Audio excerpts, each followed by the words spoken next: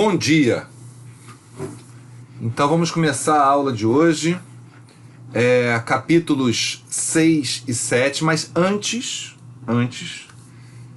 eu queria falar uma coisa e queria fazer uma coisa também. Primeiro falar uma questão que surgiu no grupo do WhatsApp, foi muito legal. O Carlos colocou uma situação que durante as gravações eu falava, olha, isso daqui é para quem veio à aula, nós não vamos poder passar isso para quem está assistindo a gravação, tá? Bom, primeiro por que a gente faz isso, eu faço questão de deixar gravado aqui para esclarecer esse negócio. Por que a gente faz isso, né? Porque a gente não pode gravar, né, as dicas de exames. Porque isso aqui é um curso de instrutores, tudo bem, mas isso vai ficar no YouTube, então os alunos poderiam ver. Então a gente não pode deixar isso gravado, tá certo? Então por isso que a gente dá uma pausa na gravação para mostrar as dicas dos exames, tá? Agora, é uma prática que vocês podem fazer com os alunos de vocês também.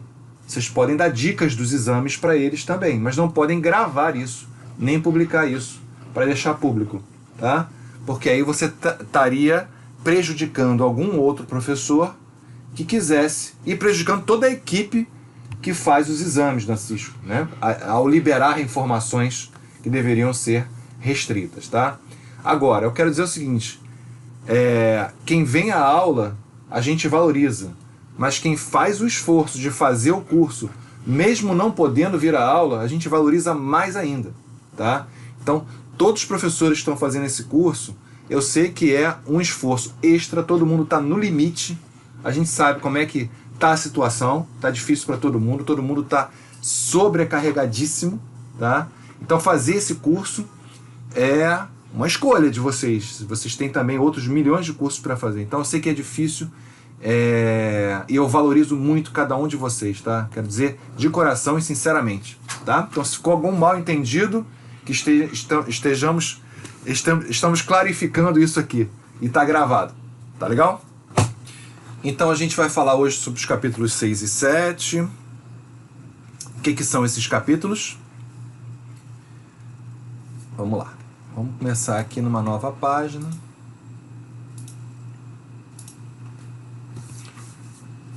O que a gente tem aqui? Configuração e gerenciamento do Windows, tá? E conceitos de rede, ok? Conceitos de rede é muito teórico, quase não tem laboratório. No rede aplicada que a gente vai se divertir, que vai ser a aula que vem, tá? Então essa aula de hoje a gente vai mais fazer os labs de configuração e gerenciamento do Windows, que tem muitos labs, tá? E eu vou precisar da ajuda de vocês, ok? Vamos lá. Índice do curso, índice do laboratório. Aí nós vemos que aqui, no capítulo 6, a gente tem 1, 2, 3, 4, 5, 6, 7, 8, 9, 10, 11, 12, 13, 14, 15 labs. Tá? E aqui a gente só tem 2 labs, mas um laboratório aqui é de cabo, isso só ao vivo, não tem como eu ensinar para vocês como é que faz um cabo, né, de rede. Só para eu fazer uma enquete aqui, quem já fez um cabo de rede? Coloca aí clica aí no verdinho aí, ou então coloca aí no chat, quem já fez um cabo de rede? James, Luiz, Yuri, Sóstenes, a maioria aqui já fez, né? A Quitéria ainda tá sem som, hein? E o Dourado também. Então, galera toda não precisa dessa aula aqui, né? Já pode dar aula para os alunos, sem problema nenhum. Deixa eu colocar só uma mensagenzinha pro pessoal que está sem som aqui.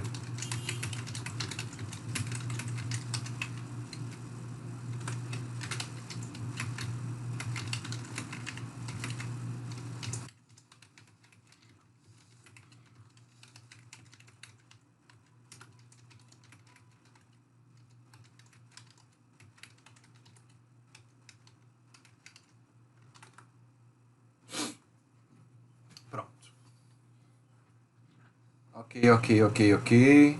Beleza pura. Vamos lá? Vamos dar uma olhada nesse laboratório. O que eu fiz, gente? Tá ótimo, tá ótimo, tá ótimo. Beleza. O pessoal tá se virando aí, tá conseguindo. Às vezes pelo telefone também.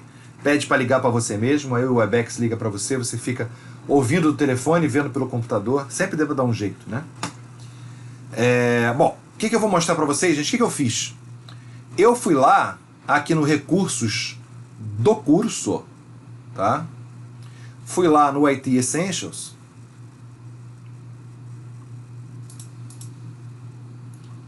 O que eu fiz? Em português do Brasil. E eu peguei e baixei todos os PDFs dos instrutores, tá? Eu baixei e botei aqui no meu computador. Tá aqui separado, capítulos 6 e 7. E eles colocam a opção, você faz laboratório com Windows 7 ou com Windows 8. Tá certo? Então eu vou abrir todos eles aqui. E é isso que a gente vai fazer hoje. Vou abrir o primeiro. Depois eu abro os outros aqui no Adobe.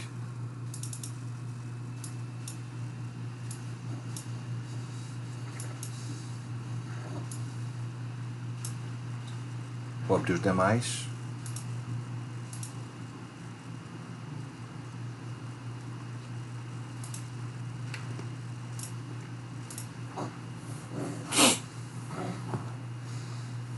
Bom, o que eu preparei para nossa aula, pessoal?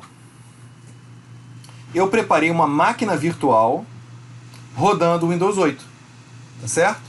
E a gente vai fazer as práticas nela, tudo bem? Então, vou ligar ela. Eu usei o VMware porque ele é mais sagaz do que o VirtualBox.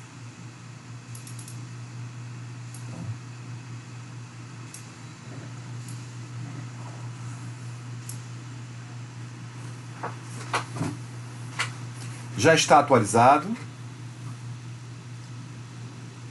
Uma das grandes coisas que veio aqui na atualização do Windows 8 é o seguinte: nas primeiras versões do Windows 8, ele meio que forçava você a usar o computador como se fosse um tablet.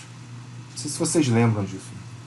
Então a tela que abria era aquela telazinha que tinha os ícones para você apertar assim, com a cara do Windows, né?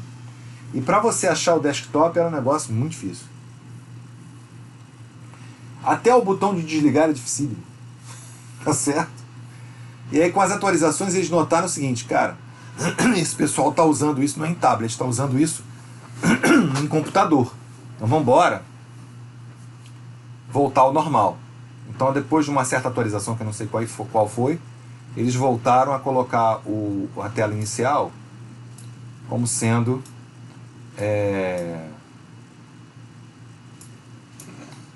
o desktop do Windows mesmo, não um tablet, né? Aqui.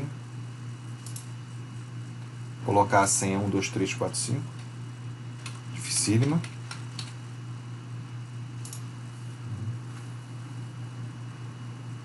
Tá aqui o nosso Windows.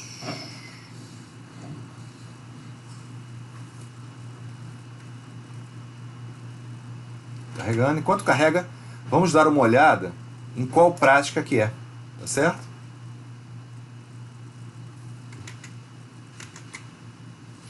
Bom.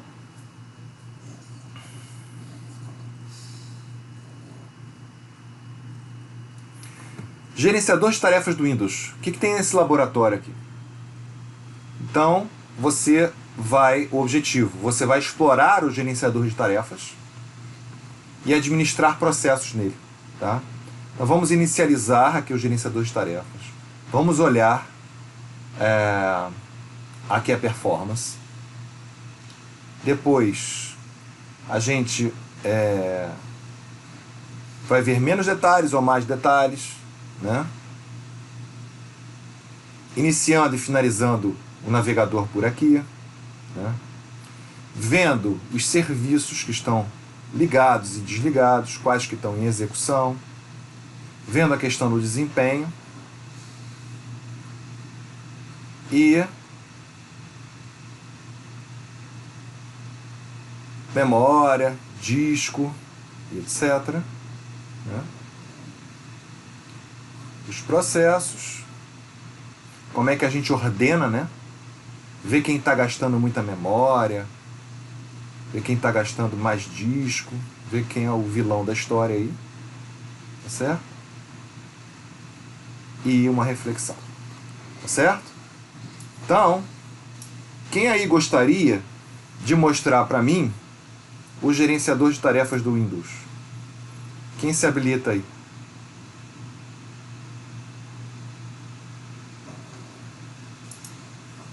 Hein, pessoal? Leonardo? Leonardo, eu vou passar o controle aqui para você. Cadê você? Leonardo Souza. Leonardo Souza. Pronto, é só você clicar na minha tela que você tá já. Eu vou também seu microfone para você falar, tá? Tá. Isso é uma máquina virtual para você abrir o. Não é Ctrl Alt Del, é Ctrl Alt Insert, tá? Para abrir aí o gerenciador de tarefas. O jeitinho mais fácil também de fazer. Pela própria barra do menu iniciar. Aí, bom. Beleza. Acho que manager. Todos eles. Eu mostro para os alunos também para ficar mais fácil. Pode dizer então o que você faz com seus alunos? Eu mostro os processos e experienciar vocês.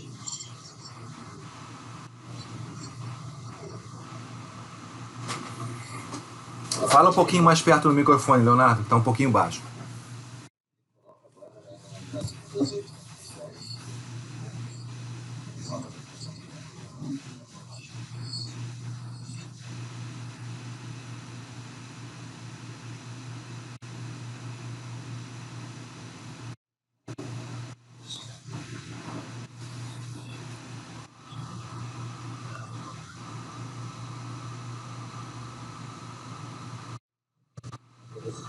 O que você quer? Ah, clica no meio aí. Você não consegue mexer o mouse?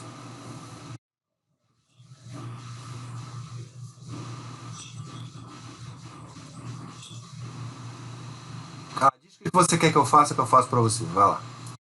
Já tô. Ah, tá. É que como é uma máquina virtual, talvez ele não esteja deixando você.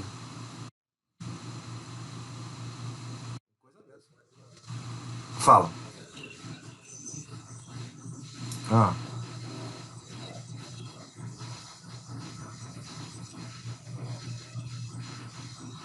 ah, tá.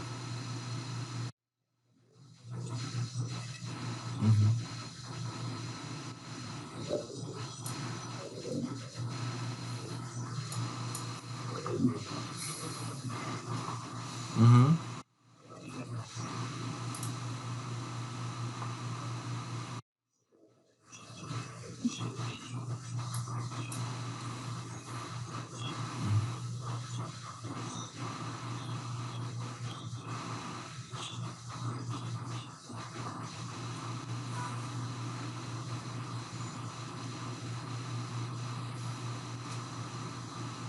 Tá baixinho que você tá falando.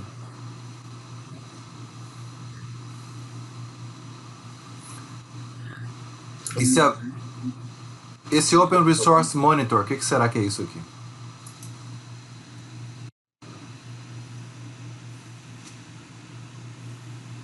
Ah.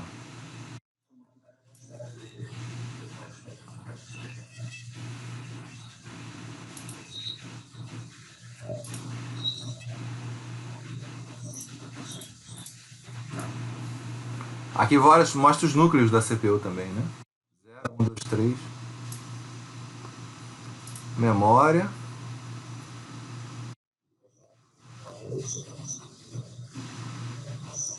Ah, tá, também. E que tá consumindo muito, né? Disco aqui? Ou aqui?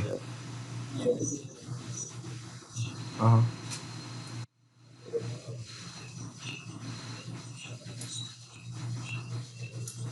Aham.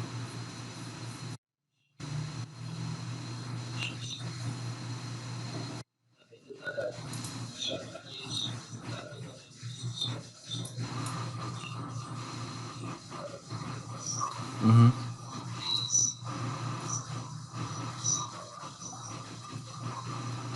Perfeito. É muito poderoso isso aqui, né? Muito útil.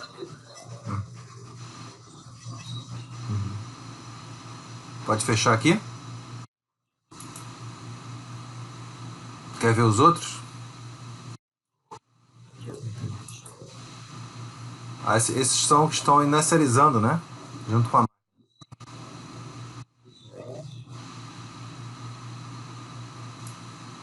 E esse impacto ele não conseguiu medir, né? Qual é o impacto? São os de inicialização. O que impacto causa na inicialização? Se está atrasando muito, se está atrasando pouco.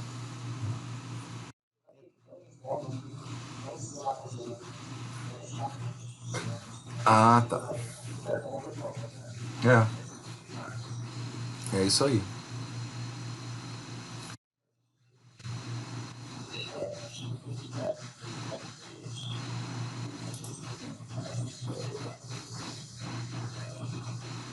Aqui, disable. É para dizer, eu posso desabilitar também o que eu quiser para testar, para ver se melhora, né? Aqui.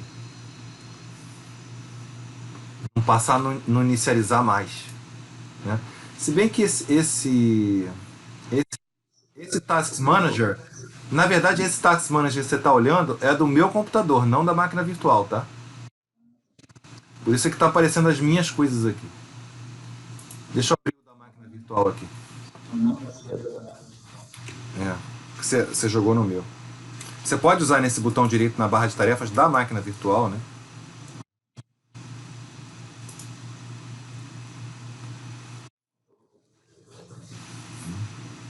Aí, a gente vê o que está acontecendo aqui. É a mesma coisa, né? Bem parecido. Né? O que ele fala também é o seguinte. Oi? Pouca diferença. Agora, por exemplo, se eu abro aqui o Internet Explorer,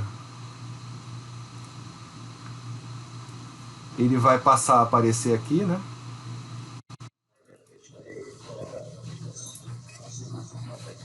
Aham.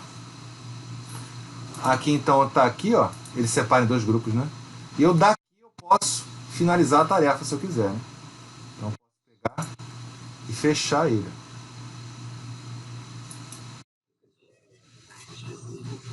Aham. Beleza. E aqui são os serviços, né? Qual a diferença entre serviços e processos?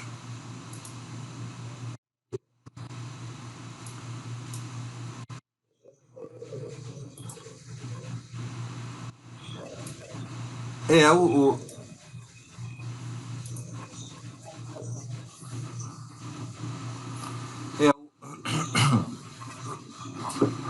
é, os processos geralmente eles são inicializados por arquivos executáveis, né? E os serviços também são arquivos executáveis, tudo bem, mas os serviços eles são um modelo mais complexo é, de atividades que rodam em background, né? Para poder fazer com que o sistema funcione. Tá? E os serviços eles podem servir, como o nome diz, a vários processos diferentes. Essa é a vantagem, claro, dos sistemas operacionais, né? Você compartilha serviços com diversos programas. Então esses são os programas que estão rodando e esses são os serviços que rodam em background que podem servir a um ou mais programas. Tá? Então, por exemplo, o Windows Search é um serviço. Tá? É um serviço do sistema operacional e ele pode servir ao gerenciador de arquivos, ele pode servir ao Google Chrome quando ele abre um arquivo, ele pode servir ao Word. Então, o Windows Search é um serviço que está disponível para qualquer programa usar. Tá? E esses serviços, eles são... Se eu abrir aqui o MMC de serviços, tá? Eu posso até ver mais detalhes sobre eles. Né? Então, por exemplo, eu tenho esse serviço aqui, né? Aí tem a descrição dele, tá? Tenho as propriedades dele, que vão me dar do que ele depende, tá certo? Se ele depende de algum outro serviço ou de outros arquivos. Tá? Então, isso seria no Linux chamado de quê? Esse serviço, gente. O pessoal chama em inglês no Linux. Quem aí é Linux?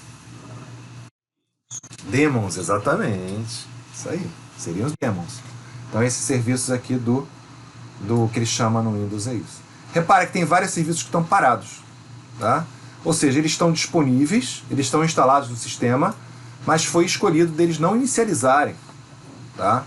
Automaticamente ao dar boot no Windows. Por exemplo, então tem o serviço do Google Update, e ele vai ser inicializado por algum usuário do sistema que tenha direito de inicializar ele em algum momento, que deve ser algum software do Google, tá? Mas ele não está rodando no momento, até mesmo para não consumir recursos. Agora tem vários outros serviços que são essenciais. Por exemplo, cliente de HCP. Sem isso você não entra na rede, tá? Agora tem outros que você poderia até configurar para ele não inicializar automaticamente, tá certo? E aí, para ele inicializar ou não automaticamente, é lá no MMC dos serviços, tá? Então, aqui eu posso parar, reiniciar, tá? Eu posso abrir justamente o MMC de serviços, né? E eu posso fazer uma pesquisa online sobre esse serviço. Então, tem várias coisas aqui que eu posso fazer nesse serviço, é interessante olhar, né? Aqui estão os processos em mais detalhes. Usuário, que é o que está rodando tudo isso, esse usuário ITE aqui, inicialização e etc. Certo, pessoal? Então, eu acho que com isso a gente já matou essa prática, que é claro que o aluno, ele tem que ter o quê? Ele tem que ter um maior acompanhamento aqui, um passo a passo melhor, né? Que ele possa fazer as coisas. Aí tem questões, tá vendo? Ó? Quantas threads estão sendo executadas no momento? Tá? Onde você vê isso? Aqui, né? Aqui, 587. E quantos processos estão sendo executados? E assim por diante. Então ele vai perguntando coisas, o roteiro da prática, que faz com que o aluno participe da prática. Ele não simplesmente ele faz roboticamente, responde a comandos. Ele tem que interagir. Aí, interagindo, ele vai aprendendo. Né?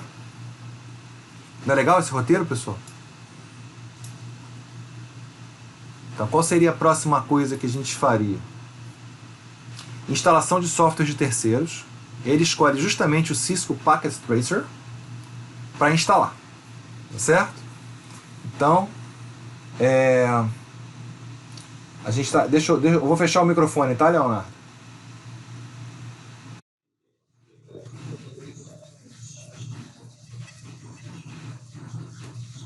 Aham.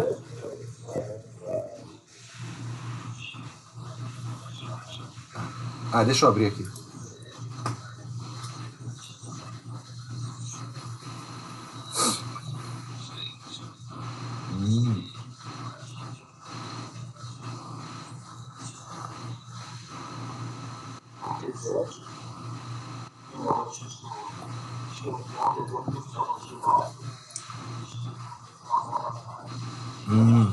Legal.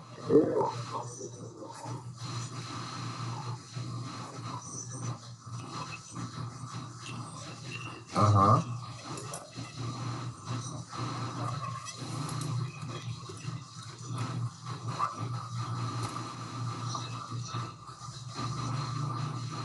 Maravilha.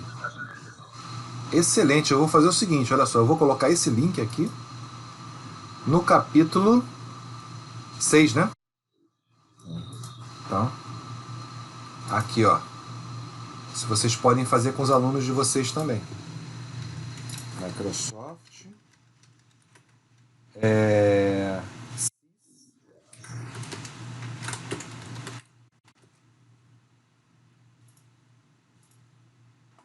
Aqui não pode esquecer de publicar, gente. Vai aparecer para vocês aqui. Muito legal. Boa, Moreira. Excelente, galera. Excelente. Então a gente pode, né? A gente pode e deve adicionar material aos cursos, tá?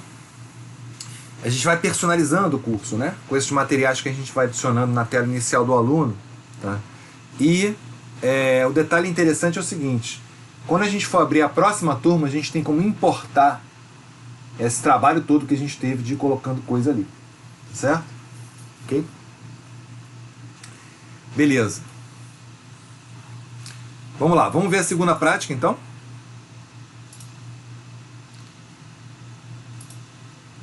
Que é do instalar um software de terceiros. Tá? O que eu vou fazer aqui? Vou pegar nossa máquina virtual e vou mostrar para vocês como é que a gente baixa o Packet Tracer para a gente instalar aqui. Tudo bem? Então a gente vai lá, entra lá no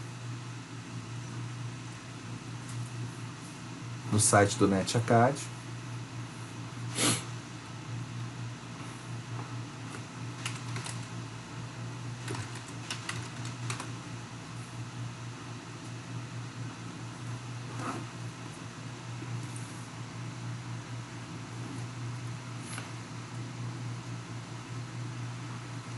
Vamos efetuar login.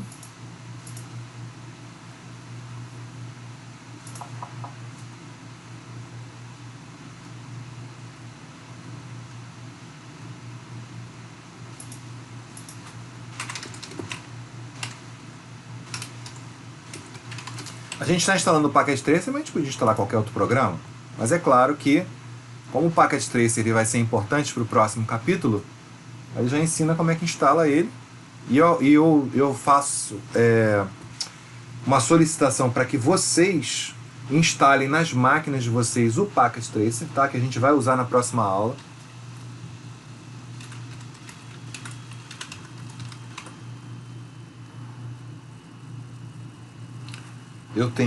Eu optei pela autenticação em 2 etapas, tá? Se por acaso aparecer isso, vocês podem entrar na cisco.com. Isso é um bug que está no site. É bom até acontecer isso. É um bug que está no site do NetAcad. Como o login é único, você pode logar na Cisco e depois abrir o NetAcad, tá certo? Que aí você vai estar logado. Mas o login do NetAcad às vezes está dando uns probleminhas.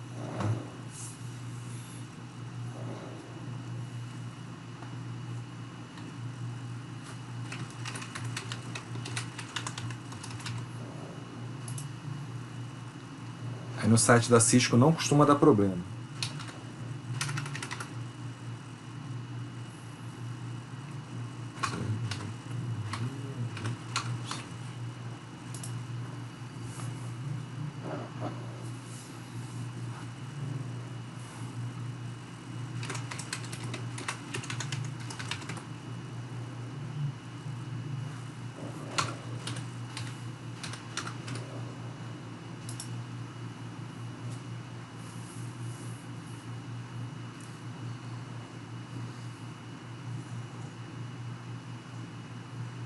No que ele entrou na Cisco, eu posso entrar no NetAcad já.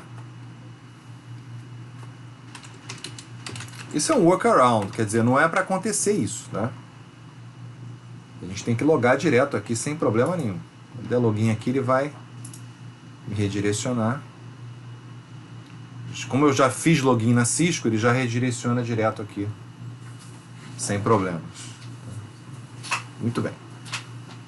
Aqui eu vou em recursos do Packet Tracer.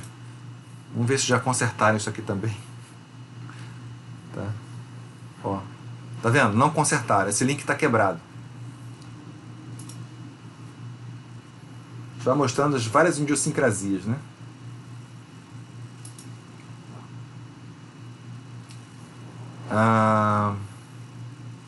Eu vou entrar aqui na turma. Provavelmente na turma tem um link que eu coloquei para o Packet Tracer. Na tela do aluno. Tá?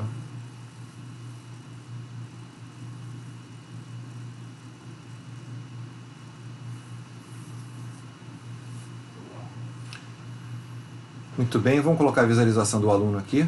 Só para visualização do aluno.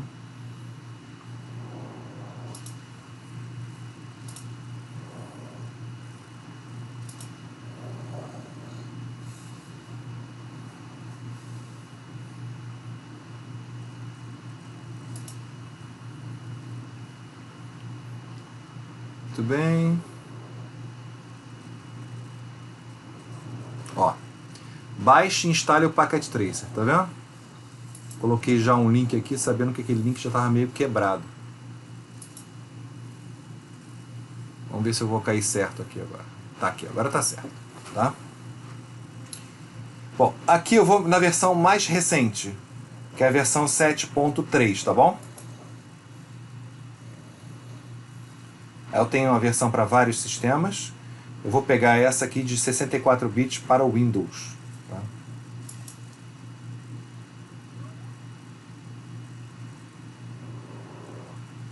Estou baixando aqui.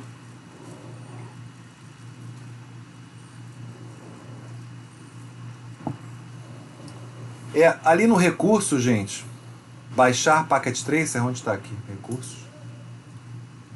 Deixa eu testar. Que ele falou ali. Deixa eu ver.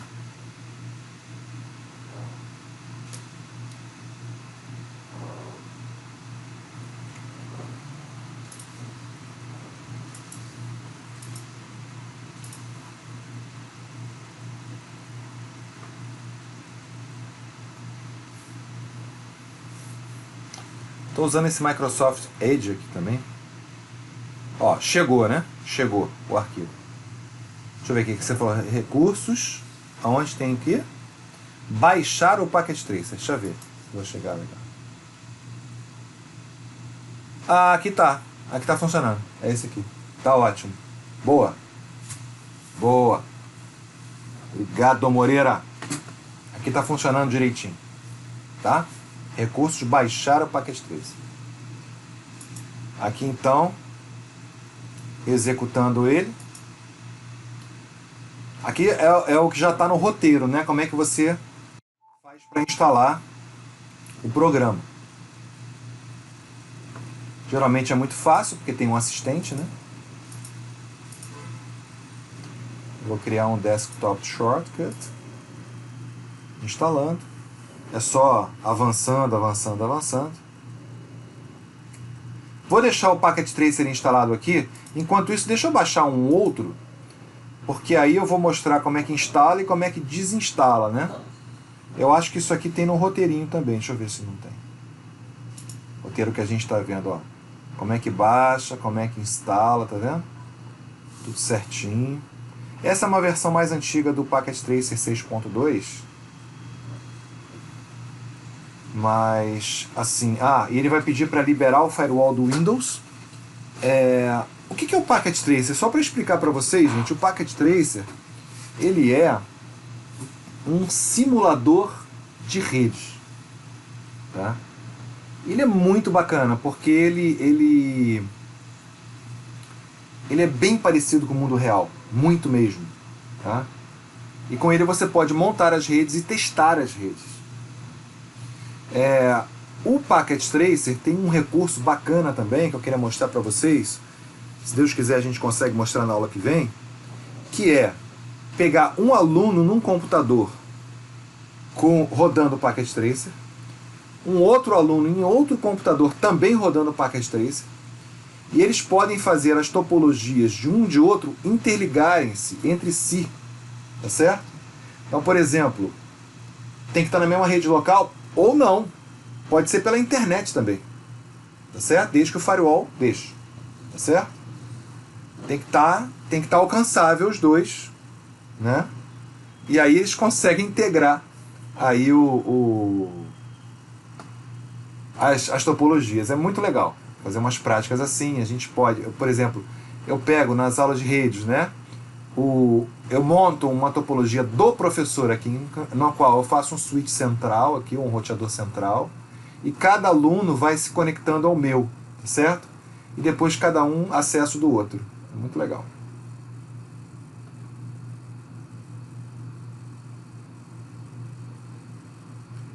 Deveria, Sóstenes. O problema é o seguinte, esse problema aqui da plataforma é que os links em português estão quebrados, tá? Se eu mudar o meu perfil para inglês, tudo vai aparecer normal, tá? Esse é o problema. Tá aqui. Ele mostra aqui como é que desinstala o Packet Tracer, tá? Como eu não quero desinstalar o Packet Tracer, eu vou instalar uma outra coisa, a qual eu vou desinstalar depois, tá certo? Vamos voltar para a nossa máquina virtual lá. Aqui, ó, aqui ele terminou. Vamos inicializar ele para ver se está tudo certo. Tá? Ao inicializar, ele vai pedir de novo o login e a senha do NetAcad. Tá? Por que isso, gente? Porque o Packet Tracer ele é um produto proprietário da Cisco, da Academia Cisco. Ele é gratuito para todos os alunos da Cisco. Então, por isso tem que efetuar login para usar. E eu vou liberar geral, tanto para as redes privadas como para as públicas. E vou permitir o acesso dele. Tá? Isso é uma boa prática para a gente poder fazer essa jogada de um aluno falar com o outro no Packet Tracer. Tá? Aí ele está pedindo aqui.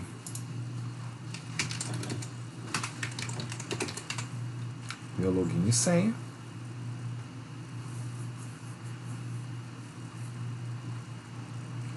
Como é que faz? Isso. Eu vou falar sobre o GNS 3 já já.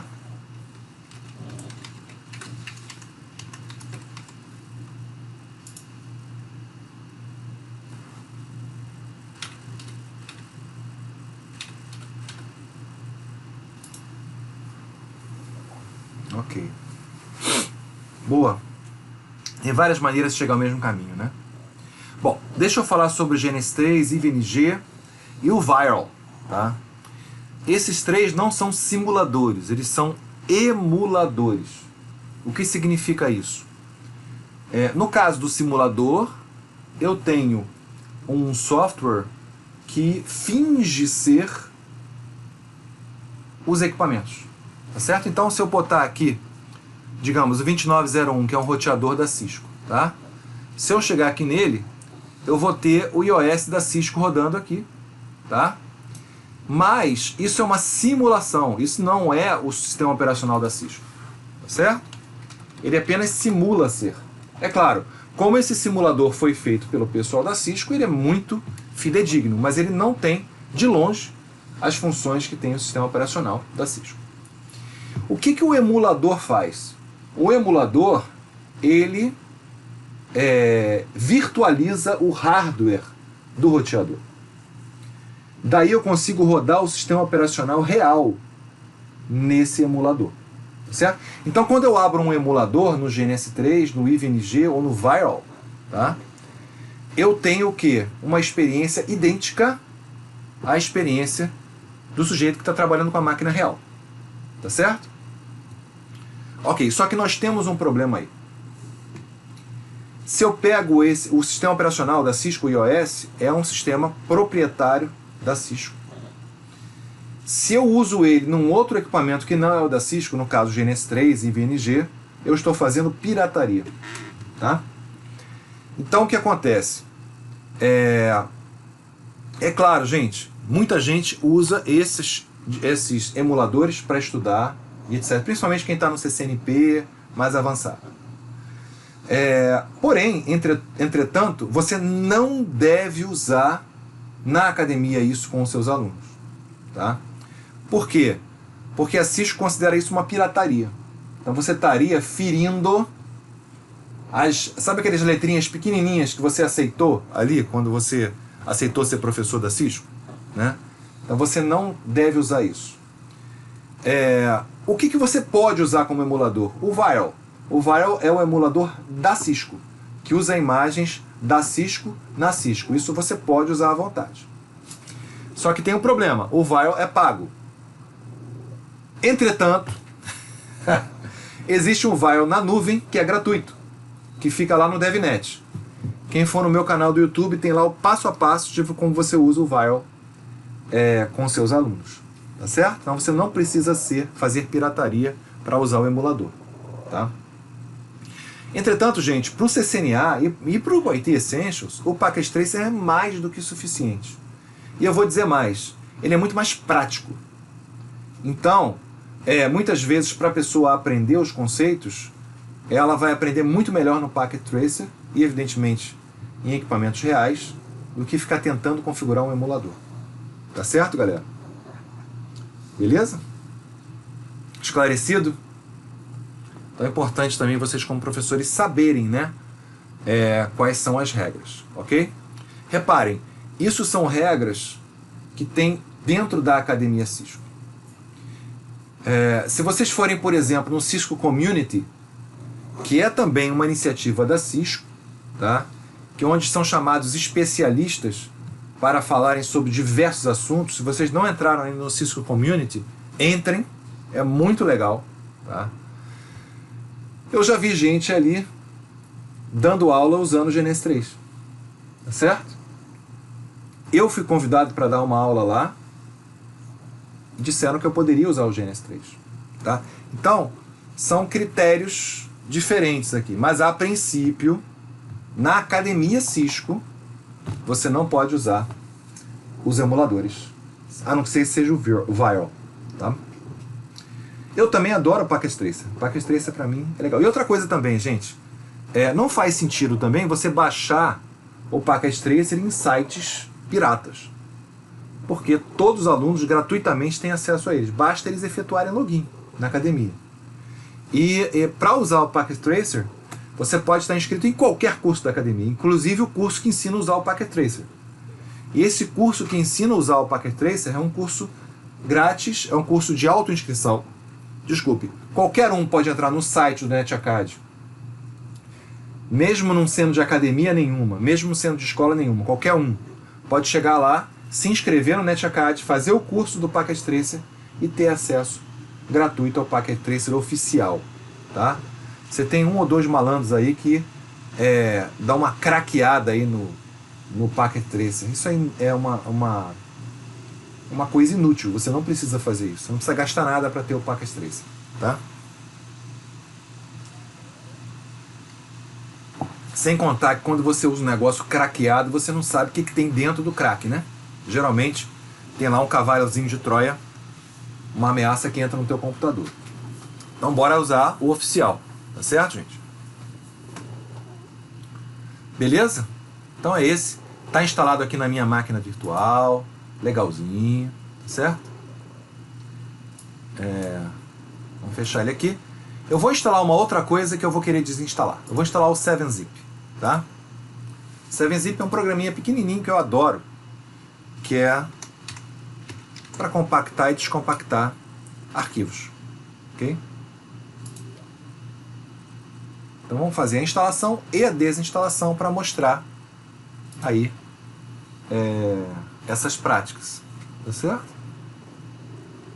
Baixou, né?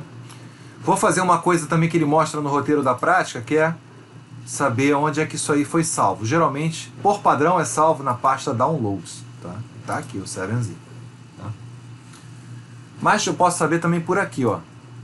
Mostrar na pasta, tá vendo? Aí eu sei por aqui, que tá aqui. Posso configurar também o navegador para me perguntar onde eu vou salvar antes de salvar. Mas isso é uma outra prática.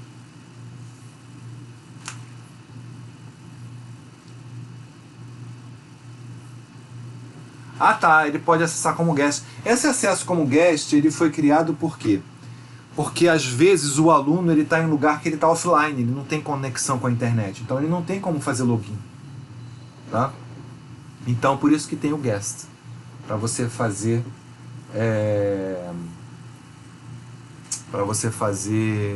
esse acesso, tá? Mas assim, com o login também, o que acontece? o pessoal tem como saber quantas pessoas estão usando o Packet Tracer, tá? E a responsabilidade social de uma empresa funciona assim, gente, só para vocês entenderem o que está por trás do pano, né? O que é a Academia Cisco para Cisco? A Academia Cisco, ela faz parte da responsabilidade social da Cisco. Então a Academia Cisco ela é deficitária, ela não dá lucro para a Cisco, muito pelo contrário, a Cisco tem que investir na Academia Cisco para ela continuar funcionando, certo? Então vocês têm grupos que desenvolvem, eles têm grupos que desenvolvem os diversos setores da Academia Cisco. Então tem um grupo de programadores que desenvolve o Packet Tracer, certo? E como é que eles recebem dinheiro para desenvolver uma versão melhor do Packet Tracer, etc? Pelo uso. Olha, se eles veem que estão usando muito o Packet Tracer, então a Cisco fala, ó, eu vou colocar mais dinheiro aqui, certo? Então, uma maneira de vocês estarem contribuindo para que o Packet Tracer receba mais dinheiro para ficar melhor, é você efetuar o seu loginzinho lá, tá certo? É só isso que você precisa, né? Porque a Cisco vai perceber, olha, tem tantos milhões de usuários usando isso, vamos colocar mais dinheiro no grupo que desenvolve isso. Acabou, tá certo? Então, mesma coisa a Academia Cisco, né? Então, por exemplo, você pode acessar o currículo offline, tudo bem. Mas se você acessa online, os alunos vão contar lá no número de alunos que estão usando o currículo, vai entrar mais dinheiro para desenvolver melhor o currículo, tá certo? A coisa funciona assim. Então, quanto mais a gente incentivar nossos alunos para usar a plataforma, mais a Cisco vai colocar dinheiro para melhorar a plataforma. A regra é simples, tá? Então, acho que a gente tem que ter um pouquinho de noção do que acontece também por trás dos panos, né? Na hora da gente orientar nossos alunos.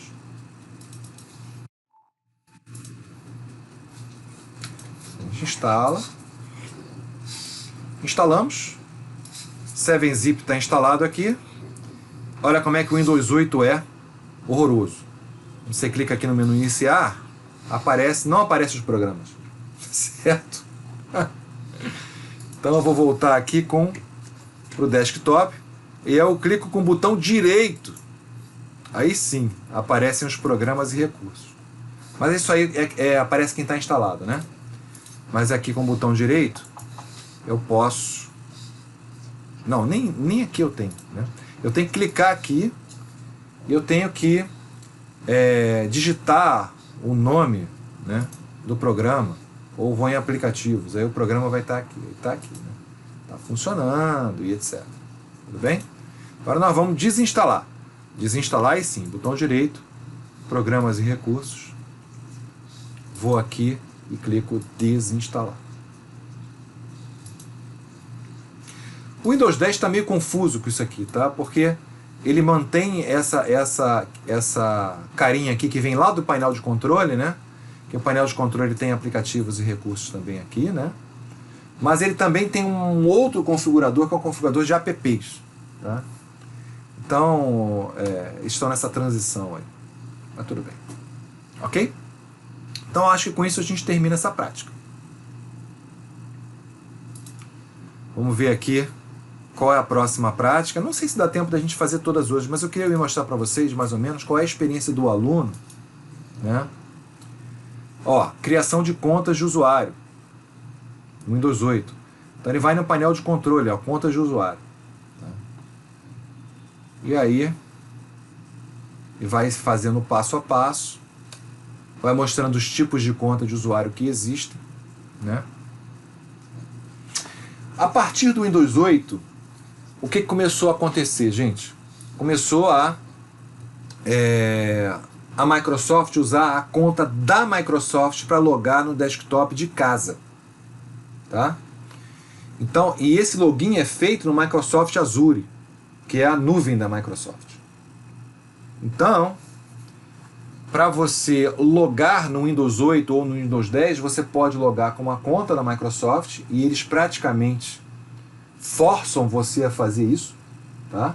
Principalmente no Windows 10. Ou você usa uma conta local, tá? Então no Windows 8 é legal que a gente pode mostrar essas duas situações. Tem vantagens e desvantagens você usar uma conta da Microsoft. Quando você usa uma conta da Microsoft, que na verdade, gente, é o que acontece nos celulares, né? O que acontece no celular Android? Você precisa de uma conta da Google para você instalar o aplicativo, senão você não instala. E tem que ser uma conta da Google, não existe conta local em celular. Certo? Mesma coisa iOS, você tem que ter uma conta na Apple para você poder instalar as coisas no iOS. A Microsoft fez a mesma coisa no Windows. Você praticamente é obrigado a ter uma conta. Não, com certeza você é obrigado a ter uma conta do Windows para instalar os apps do Windows. Sem uma conta você não instala. E agora estão praticamente te obrigando a você ter uma conta no Windows para poder logar na tua máquina que está na tua casa. Tá? Então basicamente é isso. Pessoal, nossa privacidade já era. Não é verdade?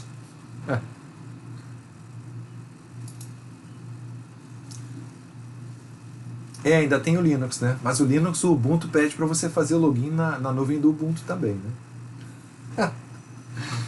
À medida que vai ficando, à medida que você quer que que a experiência do usuário seja mais facilitada, mais na nuvem você tem que ficar. Concorda? Então, você lembra antigamente, quando a gente tinha os computadores, quem é da minha época, raramente a gente ligava na internet. A gente tinha um computador que a internet era um acessório, assim, quando surgiu. O computador era uma máquina de escrever, era pra gente fazer planilha, era uma calculadora de luxo, era uma máquina de escrever de luxo, com muito mais recurso. Ou era pra gente jogar, um console de game. O computador é isso. Era uso local, né?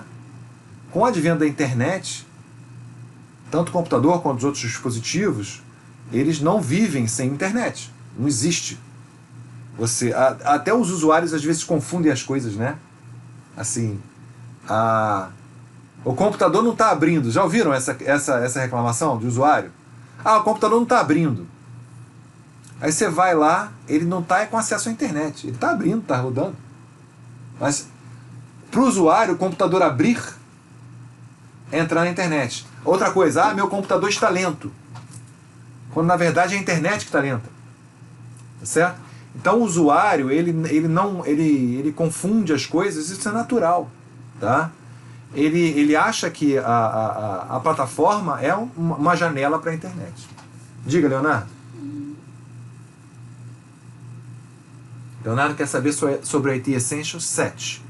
Liga o microfone aí e fala. Deixa eu ligar aqui. Já está com o microfone aberto, pode falar. Não estamos ouvindo, né? Mas tudo bem. Tô ouvindo, vai.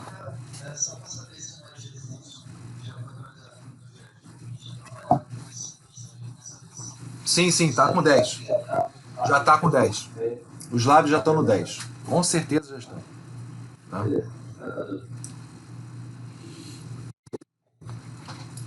Aí, gente, o que acontece? Então é isso. Vamos ver a próxima prática? Já vi a próxima prática, né? O que ele quer que faça mesmo? Que eu esqueci. Terceira prática. Que é... as contas. Vamos lá. É tudo painel de controle, né, pessoal? Eu posso pegar aqui, clicar aqui e digitar painel de controle. Deixa eu só diminuir o tamanho dessa janela aqui rapidinho.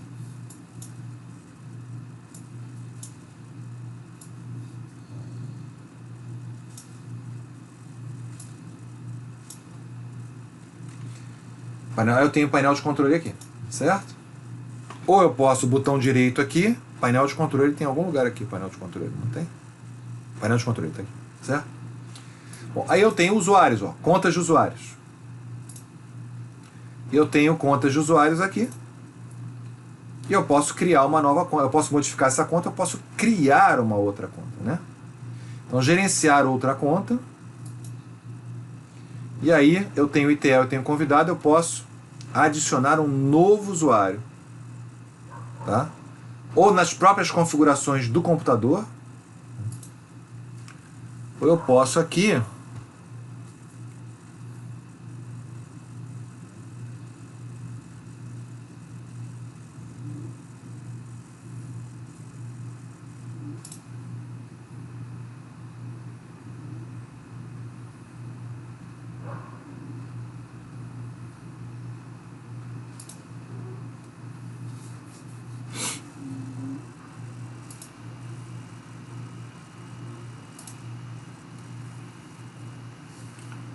Aqui é o único lugar onde você pode adicionar conta agora no Windows 8, né? Antigamente tinha um outro consolezinho. Então aqui, ó, adicionar uma conta. E aí, olha só, ele praticamente força você a usar uma conta da Microsoft, tá certo? Eu tenho uma conta da Microsoft, eu vou criar uma conta, um usuário com a conta da Microsoft que eu tenho, tá? Tem que lembrar minha senha. Aqui eu estou usando o Hotmail, mas pode ser qualquer e-mail, tá? Não precisa ser e-mail da Microsoft em si para criar essa conta, tá? Então vamos lá. Eu uso a minha conta, ele vai pedir a minha senha. Tomara que eu lembre. Tá? Ah, tá. Eu não preciso da minha senha agora, só se eu for efetuar login. Tá? Então eu já estou com o meu usuário aqui, que é o meu usuário Hotmail. Vamos adicionar agora um usuário que não é conta da Microsoft, tá? Aí eu tenho aqui, ó, entrar sem uma conta da Microsoft, ele coloca não recomendado, né? Mas eu vou fazer isso. Ele diz quais são as vantagens, né, de uma conta ou de outra. Tá te seduzindo, né? Mas eu vou fazer uma conta local. Nome de usuário, vou colocar ITE2, que tem um ITE lá. Né? A senha também vai ser 1, 2, 3, 4, 5. Não recomendo essa senha, tá, pessoal? Isso aqui é só para teste. Avançar. E aqui, concluir. E aí eu tenho essa conta que é uma conta local. Tá? Essa conta aqui, se eu for em editar, eu posso dizer se ela é um usuário padrão ou se é um administrador, ou se é mesmo um filho, tá certo? Eu vou colocar essa conta como sendo uma conta de usuário padrão, tá? E essa conta aqui do Hotmail, eu vou colocar ela como administrador. Eu só estou podendo fazer isso porque minha conta atual é uma conta de administrador, tá certo? Beleza, pessoal? Tem coisa só que tem no Professional aqui, né? Ok, vou lá no painel de controle de novo. Aqui, contas de usuário. Eu vou verificar que agora eu posso gerenciar as outras contas, tá certo? Ok? Beleza, eu posso agora testar o meu usuário. Né? Como é que eu testo o meu usuário? É só eu fazer logoff desse, né? Botão direito aqui, ó. Eu vou fazer sair. E aí eu vou entrar novamente. Só que agora eu vou entrar com ITE2, que é uma conta local. 1, 2, 3, 4, 5.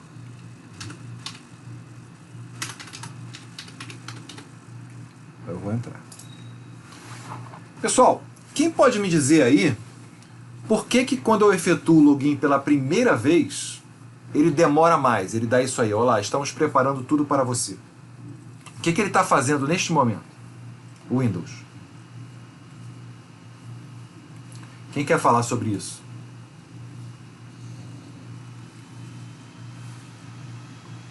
Exatamente, Leonardo. Exatamente, James. Ele cria um perfil para este usuário. E o que tem dentro desse perfil? Assim, grosso modo, o que é isso? Está criando o quê? Sim, mas o que fisicamente é isso? O que significa isso? O que o sistema operacional, quais os objetos que o sistema operacional está criando? Tá? Pastas de arquivos, o que mais? Praticamente duas coisas, né? As pastas, os arquivos dentro dessas pastas, né? E o que mais? Mais uma coisinha. O que seria?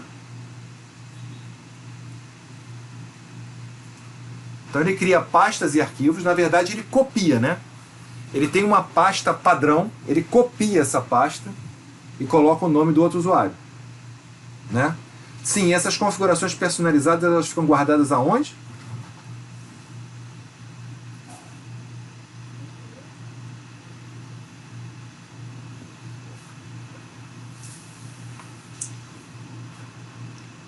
Não. Os arquivos ficam lá, mas as configurações ficam aonde? Qual é a base de dados centralizada que guarda todas as configurações do Windows? Vocês sabem, pô. Mais alguém responde, galera? Todo mundo aí tá na... Isso, registro. Registro do Windows. Tem o Active Directory, boa, né? No ambiente cliente-servidor, o Active Directory guarda as informações dos computadores e usuários. Pode guardar mais ou menos, dependendo das group policies.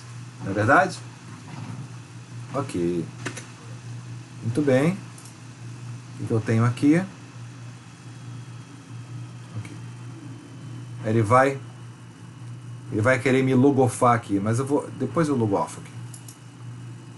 É porque ele fez alterações aqui, né?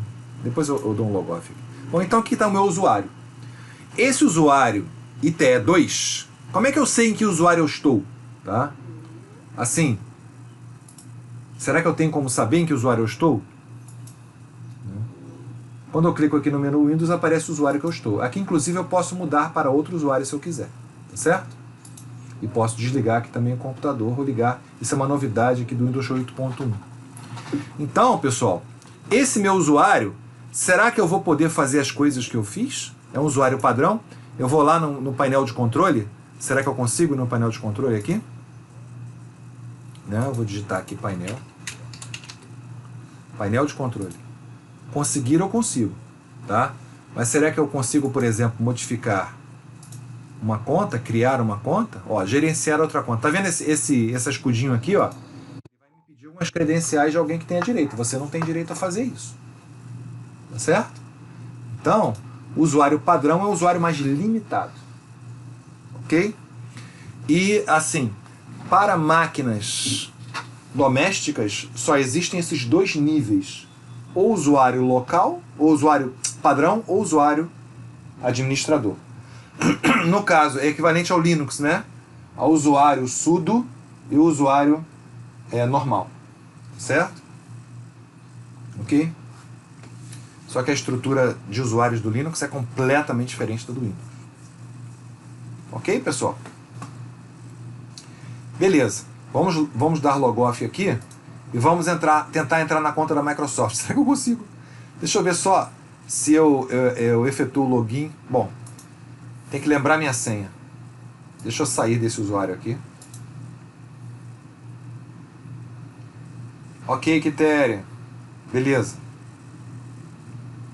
Vamos nos divertindo aqui, né? Cara, será que eu coloquei uma senha que eu vou me lembrar aqui? Ops.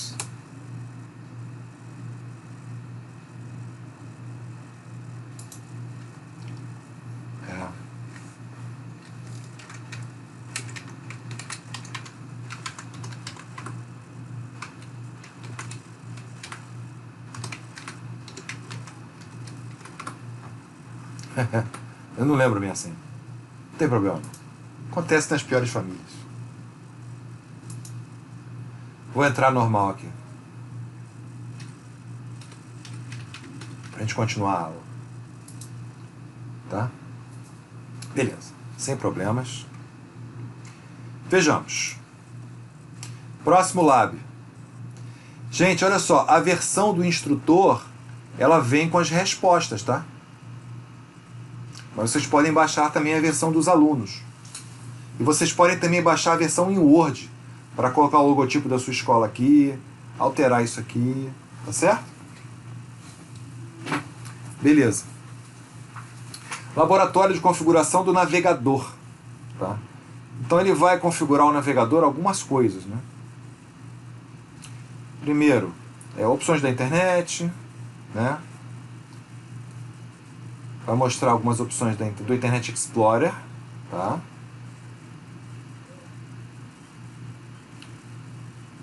Questões relacionadas com isso. Como é que você apaga o cache? Essas questões do navegador do Internet Explorer em particular, tá? Ok? Então,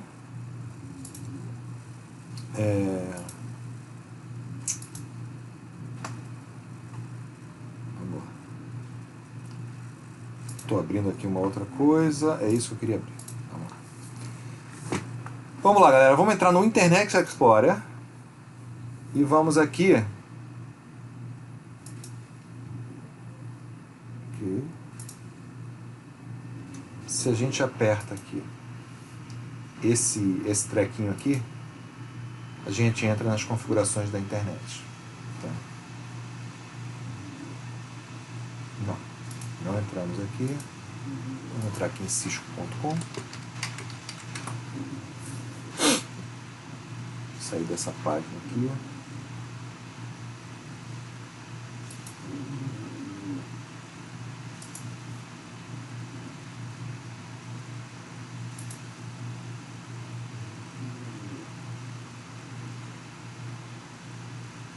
Opções da internet, tá aqui. Certo? Gente, esse opções da internet é uma configuração global do Windows. Não é do Internet Explorer. Tá? E ela fica guardada no registro. Tanto que se você tivesse uma maneira de desinstalar o Internet Explorer, eu acredito que tem nessa versão do Windows, isso continua no Windows. Tá? Por quê, gente? Porque você pode fazer com que outros navegadores busquem informações de configuração aqui. Tá? Então vou mostrar uma configuração, por exemplo, interessante aqui. Digamos que eu queira que a página inicial minha não seja essa. A página inicial seja a atual. Ou cisco.com. Certo? Quando eu dou aplicar, se eu fechar aqui Internet Explorer, próxima vez que eu entrar nele, a página inicial será cisco.com. Tá certo? O que mais que eu posso configurar aqui?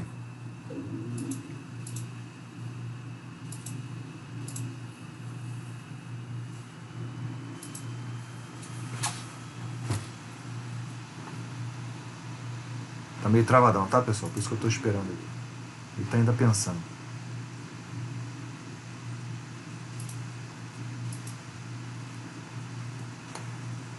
Opções da internet, vamos lá de novo. O que mais? Segurança. Eu posso definir alguns sites em grupos, tá certo? Em que eles vão ter mais ou menos direitos de rodar scripts e essas coisas. Tá? Privacidade também tem a ver com segurança. Tá? E é o que ele vai bloquear ou não de conteúdo que vai entrar para você. Falando em conteúdo, tem aqui também as configurações de preenchimento automático, certificados, né? Aqui em conexões, eu posso, interessante aqui, eu posso adicionar as conexões, que também eu faria por aqui, tá? Aqui com o botão direito eu posso também no central de rede de compartilhamento adicionar essas conexões. Mas aqui também nesse painel de controle eu posso adicionar as conexões aqui. Conexões à internet, né? Que antigamente a gente fazia isso, dial-up, e hoje a gente faz VPN. Conexões com VPN. Quais os programas? E as opções avançadas. São diversas opções que estão aqui. Então eu acredito que essas práticas elas vão trabalhar a personalização do Internet Explorer. Tá? É claro que na versão 7 do IT Essentials já deve estar trabalhando com um navegador mais moderno, talvez o Chrome, que é nitidamente o mais usado hoje, tá? Ou mesmo o Microsoft Edge, que é o mais usado hoje, é o mais moderno. Tá? Mas, se a gente abrir aqui o Edge e ver onde estão as configurações dele, certo?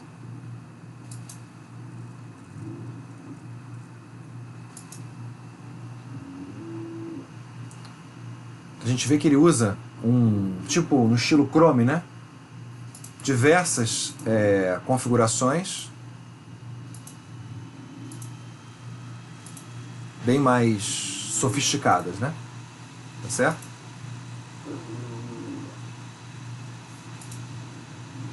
Mas essas configurações da internet, elas são didáticas, são bem didáticas mesmo. Eu gosto. Da antiga.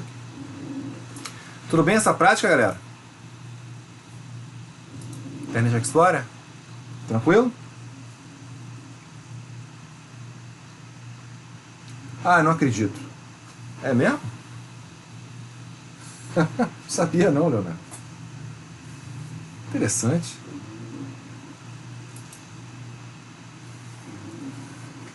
Muito bem. Saiu.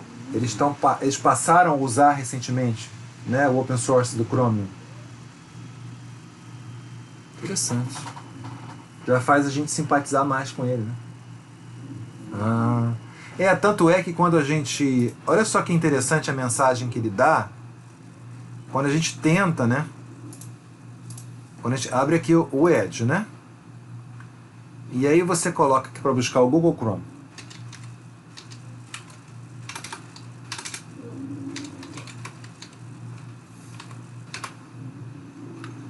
Olha a mensagem que ele dá, ó. Ele já coloca aqui com essa busca, no Bing, evidentemente, né? Ele coloca a seguinte propaganda: o navegador Microsoft Edge agora é habilitado pela mesma tecnologia que o Google Chrome. Exatamente o que o Leonardo falou agora. Oferecendo a melhor compatibilidade da web de extensão da categoria. Boa. Leonardo também é cultura. Eles se renderam, né? Foi isso? Se renderam? Caramba, é tanta novidade, gente. Assim... Outro dia tinha um colega perguntando assim: olha, como é que você colocou o IT Essentials no seu plano pedagógico de curso? Que eu sou coordenador de curso lá, né? Eu falei, eu não coloquei. Eu não coloquei o IT Essentials. Assim, no plano pedagógico de curso, a gente coloca nas emendas os conteúdos gerais. O mais geral possível, porque a tecnologia avança com tanta velocidade. Como é que eu vou especificar, por exemplo, numa ementa que eu vou ensinar o sistema operacional Windows 10? Pô, daqui a um ano não é mais 10, é 11 ou 12, sei lá, certo? Então é sistemas operacionais, ponto. Certo? Quando você coloca mais detalhamento no teu plano pedagógico de curso, mais você fica amarrado e maior, em tecnologia principalmente, você vai ficar refém de um outro conselho, vai submeter ao conselho para poder modificar o plano do curso, porque mudou tudo. Tá? Inclusive, no nosso plano, tem lá um item, não me lembro exatamente o que é, mas tecnologias avançadas ou inovadoras, alguma coisa assim, que é totalmente aberto. Tá certo? Qualquer disciplina pode entrar por aí. É um negócio assim... Olha só, gerenciamento de memória virtual. Bastante interessante, né? A memória virtual do sistema, que é chamado de swap, né? Ela pode ficar automática ou pode ser configurada. Tá? Então, só para quem não sabe o que é o swap, quem pode explicar para mim o que é swap, gente? O que é memória virtual? O que vem a ser memória virtual?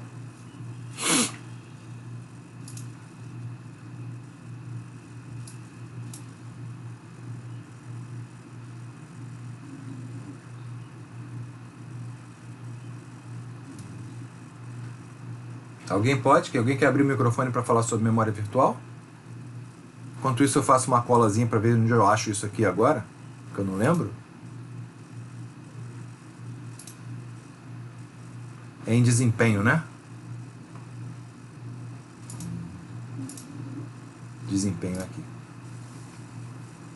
Avançado. Para chegar lá demora, né?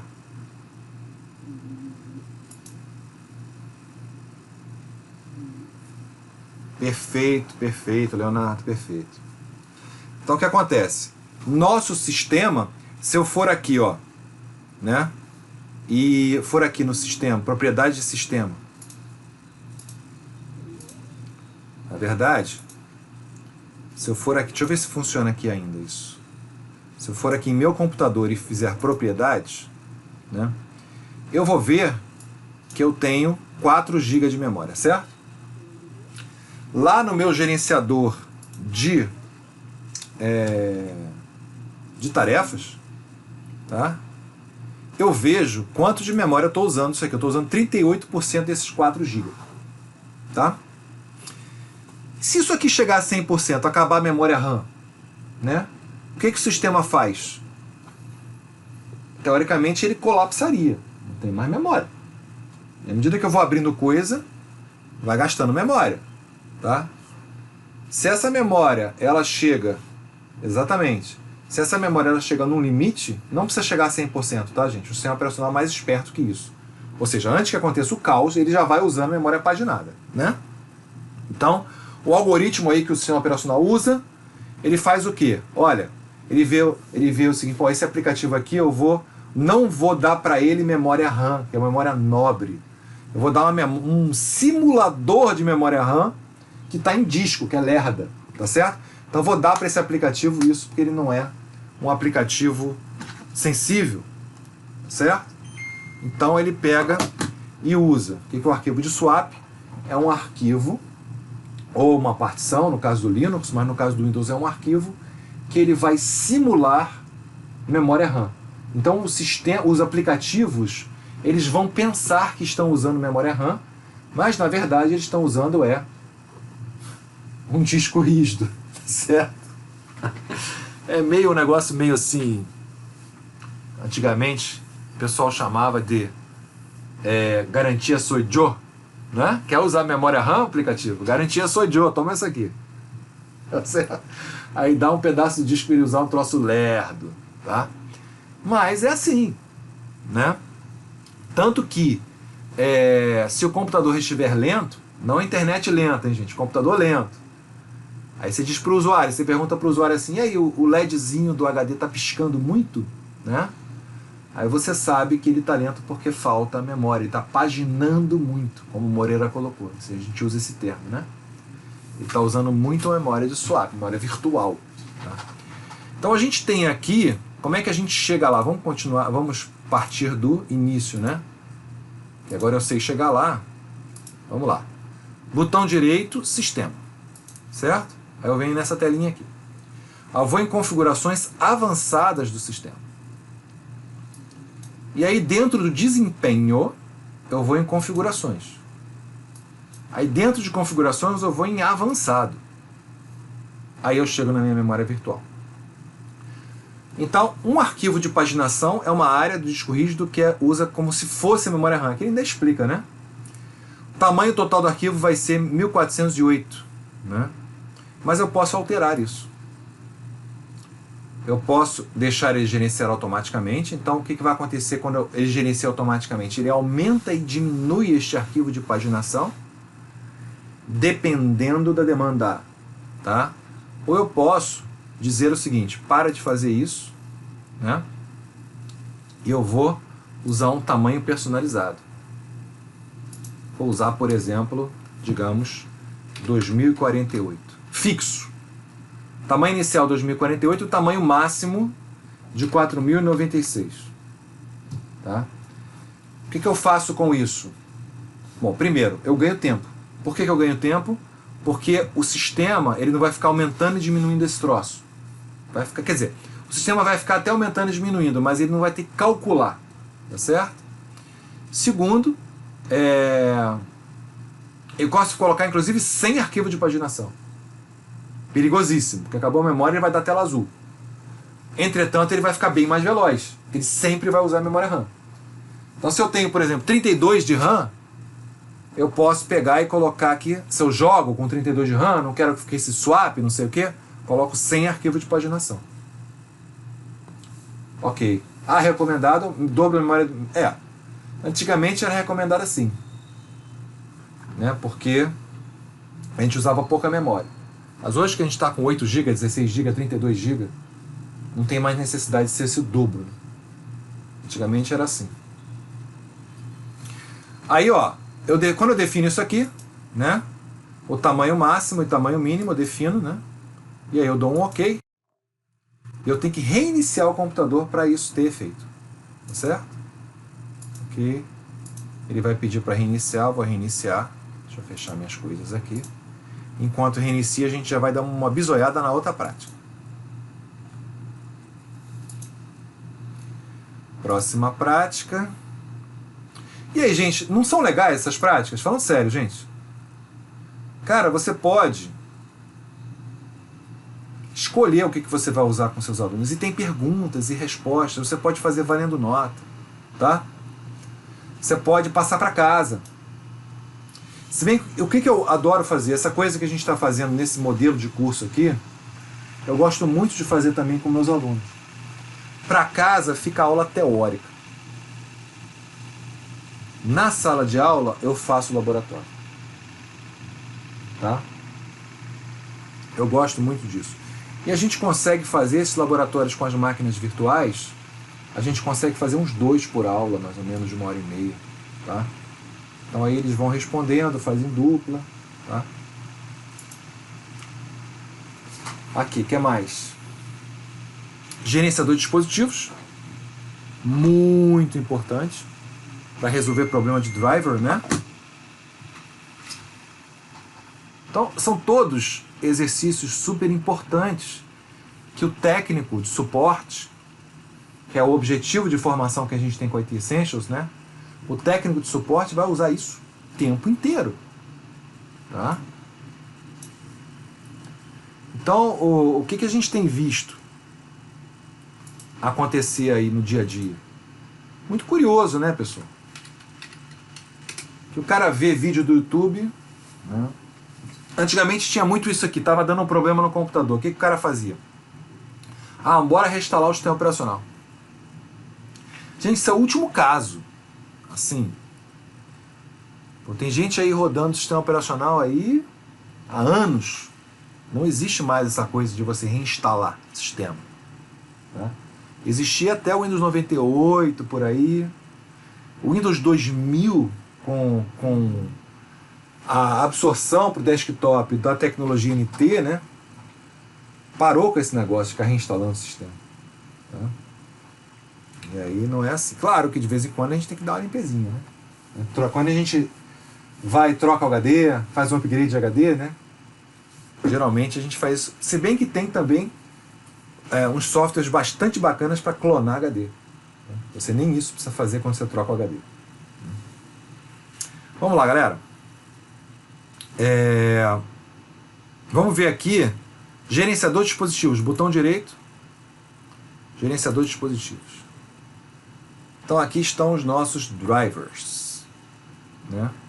Então essa é uma leitura que é feita do registro, né, dos nossos dispositivos de hardware que estão instalados. Né? Então a gente dá para ver aqui as diversas coisas. Né? Então aqui. Quando a gente vai aqui, ó, em dispositivos de sistema, aí a gente vê as questões de chipset, né? Aqui a gente tem nosso teclado, tudo aqui. Qualquer coisa que a gente queira mexer aqui no driver, né? A gente pode ir aqui, por exemplo, aqui. Botão direito, atualizar driver. Então eu posso pesquisar automaticamente ou posso pesquisar num driver que eu baixei do fabricante. Tá certo? Baixei o arquivo do fabricante. Atualmente os fabricantes eles estão desenvolvendo drivers que são o quê? Como é que a gente chama? São credenciados, não é bem credenciada a palavra, pela Microsoft. Quem lembrar a palavra aí, me lembra, por favor. Né? São drivers assinados. Isso, muito obrigado. Assinados digitalmente ou certificados, tá certo? Pela Microsoft. Então, já tem na base de dados da Microsoft esses drivers. Para o cara desenvolver, ele tem que registrar na base de dados. Então, quando você pesquisa automaticamente, ele vai até a Microsoft e ver se existe uma coisa melhor. Então, praticamente, a atualização de software na maioria dos drivers, ficou na base de dados da própria Microsoft. Tá? Alguns fabricantes, principalmente placa de vídeo, né, que são softwares mais assim sensíveis, eles preferem usar o próprio upgrade do fabricante. Por exemplo, a Dell também. A Dell, a Lenovo, eles têm o próprio aplicativo de update de drivers. Tá? Apesar dos drivers serem assinados, eles preferem usar uma plataforma particular deles para melhorar a experiência do usuário. Tá? Mas nada impede do usuário usar também esse gerenciador aqui para atualizar os seus drivers. Tá? E aqui a gente pode instalar e desinstalar também dispositivos.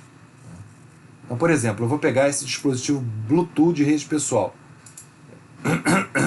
Eu posso desativar. Quando eu desativo, qual é a vantagem de eu desativar? Por exemplo, se eu acho que algum driver está dando conflito, um driver não assinado principalmente, está dando conflito, eu pego e desativo ele, para ver se é ele o problemático. Eu não preciso desinstalar. Tá certo? Se eu vejo que eu desativando parou o problema, então, eu vou buscar um driver diferente desse cara aqui. Certo? Então esse recurso de desativar é bastante legal. Né? Agora eu posso, notando que ele está ruim, eu posso desinstalar. Se eu desinstalar esse driver, esse dispositivo, ele vai parar de funcionar. Ele vai parar de existir aqui. Tá certo? Se ele for plug and play, tá? Eu posso clicar aqui nesse botãozinho, ó, verificar se há alterações de hardware. Né? E aí, se ele for plug and play, ele é instalado novamente automaticamente. Aqui. Tá certo? Ok? Normalmente tudo é plug and play hoje em dia. Né? Entendido, galera?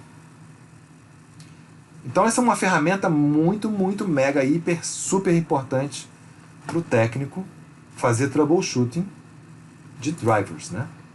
Tá certo? Aqui a gente está... Aqui, de vez em quando, dá umas travadas aqui. Ah, o Leonardo pegou meu mouse. Leonardo? Ô, Leonardo. Vou tirar meu mouse de você. Aqui tá joia.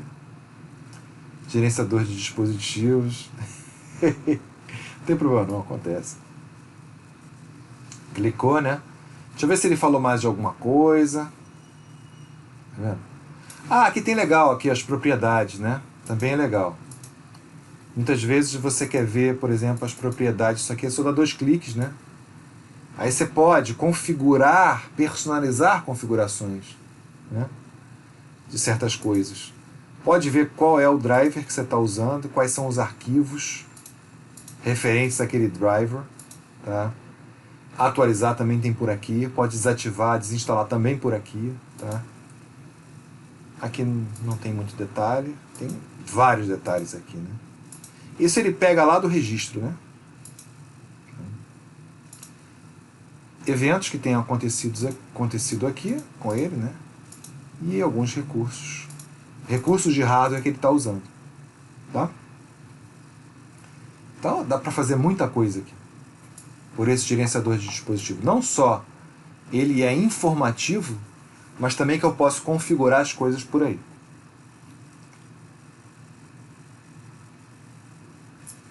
Ah, legal, né? Então, bacana. Por exemplo, eu quero o driver do Intel 82574L. É isso que você está falando? E aí ele vai pela internet justamente buscar o driver disso aqui. Certo? Não é isso, Leonardo? Não, não. Não é? É dentro aqui do detalhes? Aonde? Aqui? O que mais? Onde você quer que eu vá? Recursos? Aqui?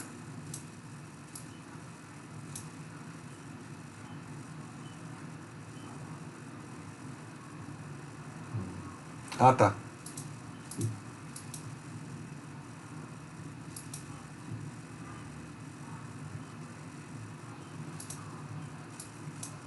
Descrição do dispositivo. Talvez aqui. Tá, ele vai achar lá e depois mostra pra gente. Ok, gente? É claro, gente, tem aplicativos que são melhores para a gente fazer um inventário de hardware do computador, tá? Mas o que já vem com o Windows já é um belo ajuda, né? O que mais?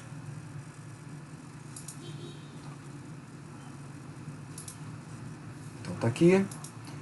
Bom, opções de idioma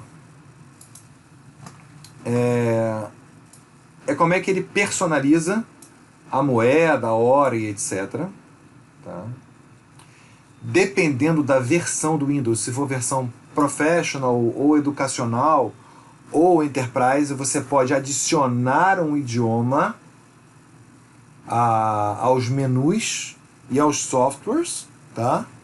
Então ele pode ficar multilingual. Por exemplo, no meu computador aqui, o Windows 10, ele é Educate. Ele é o Instituto Federal do Rio de Janeiro que me forneceu o direito de usar o Windows 10 na minha casa, tá certo? E ele é o Educate. Então eu tenho aqui um usuário que está todo em inglês, eu tenho outro usuário que está todo em português. Tá? Então esses são os idiomas. Ah, interessante, tá? É a chave de registro, né? A chave de registro. Ok. Vinculado àquele hardware. Ok. Interessante. Bacana.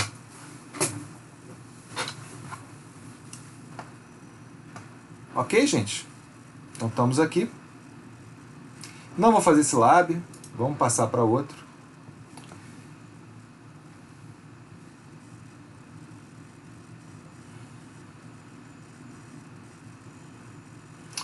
Aqui, gente, tem esse gerenciar computador. Vamos dar uma olhada geral aqui. Porque aqui tem várias coisas que são as várias outras práticas que estão aqui. Certo?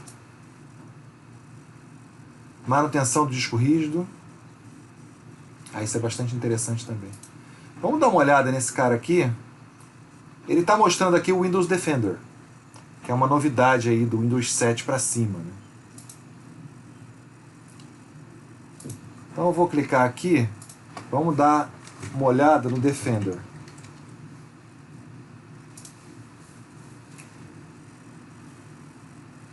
Por quê? Porque eu liguei aqui, eu instalei o AVG, tá vendo? Como eu instalei o AVG, ele me desligou o Defender. Isso não acontece no 10. No 10 o Defender continua funcionando. Mas não vamos pelo Defender, não. Vamos gerenciar o computador.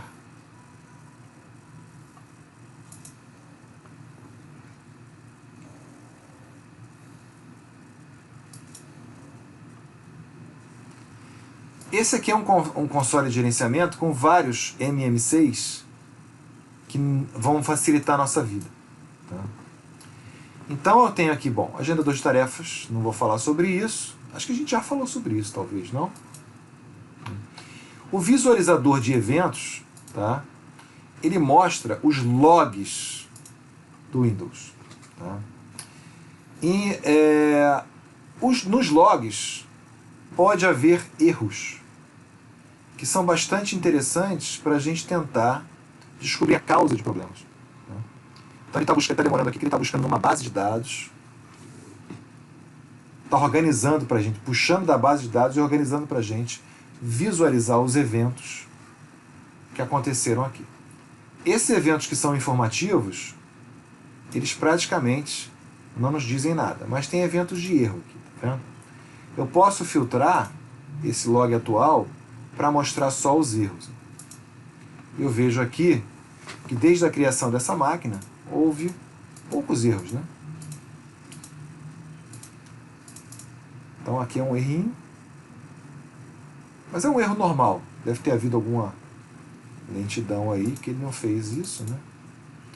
E o tipo de erro, e a gente vê o que está acontecendo, tá certo?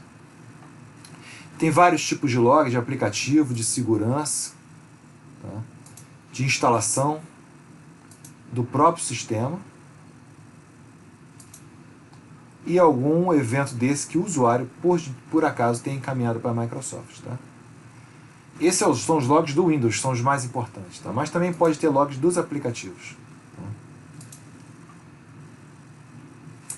Ok? Aqui a gente também vê os usuários que estão no sistema agora. Repara que o Hotmail ficou assim, certo? Mas ele está aqui com ITE e ITE2. Grupos de usuários. A questão do desempenho, gente, que a gente viu no gerenciador de tarefas também aparece aqui. Tá? Conjunto de ferramentas com relatórios, inclusive. Tá? Relatórios de sistema. Relatórios de performance. Mas eu não criei nenhum relatório. O gerenciador de dispositivos está aqui também. Tá? E a gente tem aqui o MMC de serviços também. Okay? E o próprio gerenciamento de disco, que é uma outra prática. Tá? É o próximo laboratório. Galera, são 10 horas. Vamos fazer um intervalinho de 10 minutos? O que vocês acham? Pode ser?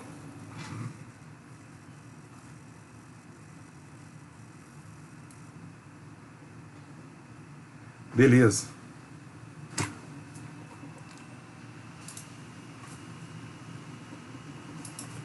Maravilha. Então estamos aí gravando de novo.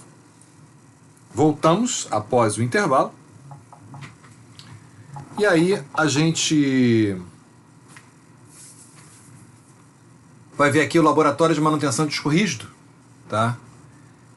Aqui, o que ele vai colocar aqui, ó, tem vários caminhos para você chegar nessas ferramentas que o Windows traz, né?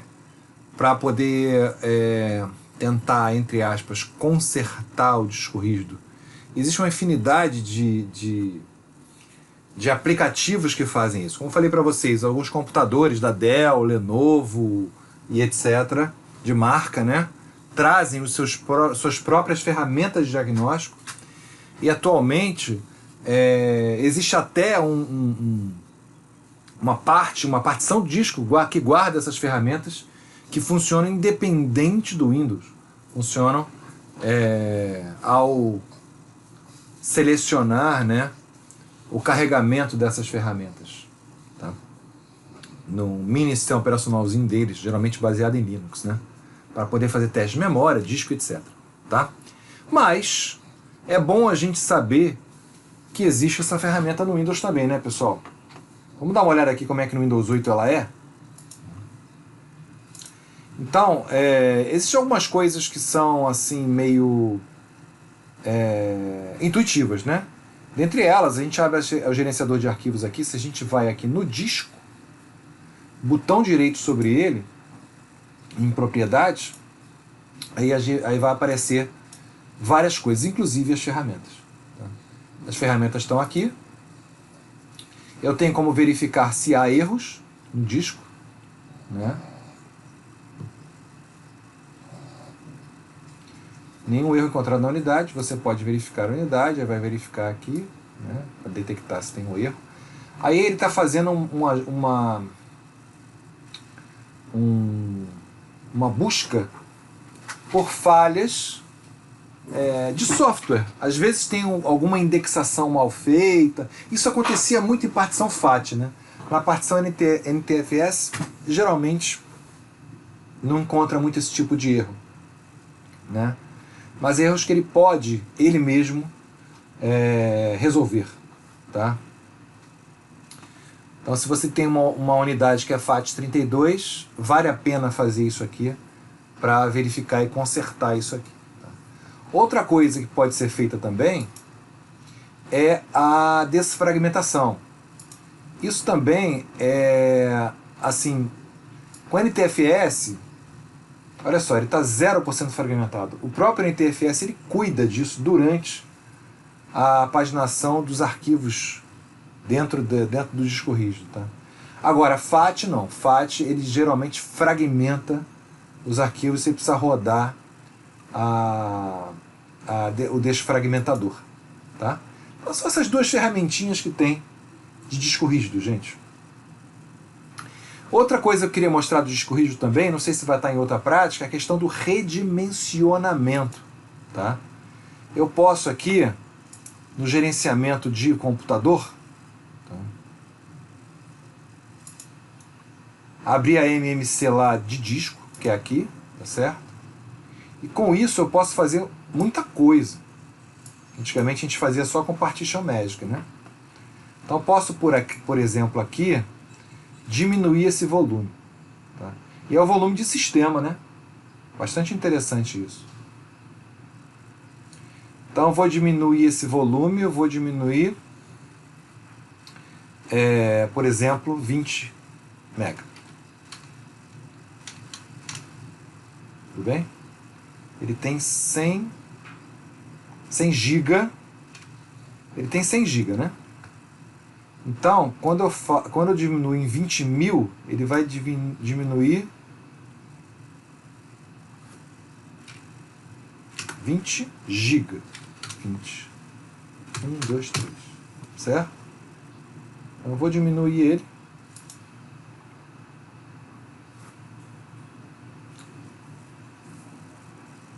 Com isso, eu crio um espaço não alocado aqui, ó, de 20 GB. E aqui eu posso criar uma partição. Vou criar aqui um volume novo, um tamanho total, vai ter uma letra para ele.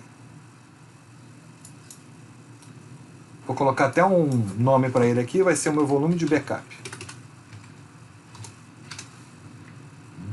Executar uma formatação rápida, é claro. Né? Eu posso compactar arquivos e pastas, né? Isso vai melhorar o meu espaço, mas vai diminuir minha performance. Posso criptografar sistemas de pasta. Então tá aqui, ó. Então agora, aqui, ó, que eu criei isso aqui, eu tenho o meu disco aqui, ó, novo, uma unidade nova. Eu chamei de backup. O que eu fazia antigamente, né? Eu fazia isso aqui mesmo. Aí eu pegava os meus arquivos aqui de documentos, etc., passava para essa unidade, reinstalava o sistema nessa unidade aqui e depois recuperava esses meus dados aqui. Tá certo? Ok? Então é basicamente isso que a gente pode fazer com particionamento de disco, tá, pessoal? Tudo bem, galera? Estão acompanhando aí? Beleza? Ok. Acredito que muitas dessas coisas vocês já saibam, né, pessoal? A gente está só colocando aqui mais a parte de... Ah, olha que legal! Ah, aqui está o gerenciamento de arquivos do sistema com ms-config. Isso é muito legal, gente. Ele mostra aqui o menu iniciar, né? Como é que a gente pode configurar ele, etc e tal. Mas ele mostra aqui também, se não me engano, o ms-config. Esse ms-config é muito legal. Vamos dar uma olhada nele. Então a prática com ms-config, né? Eu posso aqui rodar por aqui, ou posso usar a tecla do Windows R, né? ms-config. ms-config, então, é um aplicativo para diagnóstico de sistema. Então, por exemplo, eu estou com a inicialização normal agora. Eu posso fazer inicialização de diagnóstico, onde ele carrega os drivers de dispositivos básicos. Né? Ou eu posso fazer uma inicialização seletiva, tá? Onde eu posso carregar ou não serviços de sistema e itens de inicialização. Então, essa inicialização personalizada é muito útil, né? Para você ver quem está causando o problema de inicialização no seu sistema. Às vezes o sistema não está inicializando justamente por isso. Aqui também, ó, eu posso definir que a próxima inicialização vai ser no modo segurança. Tá? E o modo segurança com várias alternativas. É aquele F8 da inicialização. Tá? Posso definir coisas também na minha inicialização, tá certo? Inicializar no modo seguro. Tá? Posso pegar os serviços, ativar e desativar os serviços, olha. Gente, o MS Config é um negócio assim muito, né? Posso.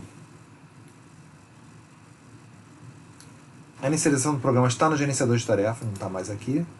E aqui eu tenho várias ferramentas. Tá? Então eu tenho num lugar só uma maneira de inicializar algumas ferramentas do Windows. Aqui, por exemplo, sobre o Windows, se eu quiser executar isso aqui, ó, eu tenho sobre o Windows. O AC. O AC, para quem não sabe, é como é que eu uso aquelas restrições de pedir o usuário administrador para fazer as coisas. Eu posso zerar isso, eu posso aumentar isso, tá certo? Então ele está numa situação mediana aqui, aqui ele fica muito chato, aqui ele fica permissivo, aqui ele libera geral, tá certo? Então, não vou fazer isso. Centro de ação, nem sei o que é isso. Alguém sabe? Ah, tá, questão do firewall. Tá? Solução de problemas no Windows, que é um assistente que ele vai mandando avançando, você resolucionar os problemas. Ou seja, tem muita coisa aqui para vocês explorarem, tá? Que são... Então o MS Config é um mundo, tá? Que vocês podem explorar aqui. Configuração de rede, ipconfig. Tá? Então, ele já faz tudo aqui pra gente. Muito show, né?